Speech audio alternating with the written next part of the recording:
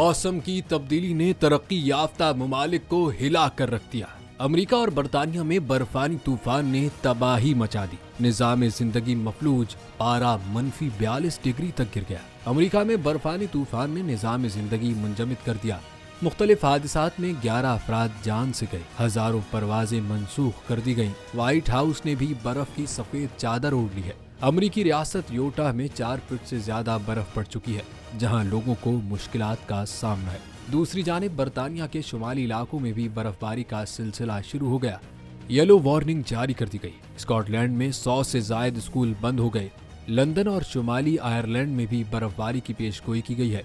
उधर फ्रांस के जजीरे रिलारी यूनियन में समंदरी तूफान ने तबाही मचा दी। तेज हवाओं के बायस दरख्त गिर गए। गलियां तालाब का मंजर पेश करने लगी। कई गाड़ियां पानी में बह गईं। मुतासरा इलाके में इमदादी कार्रवाइयां जारी हैं।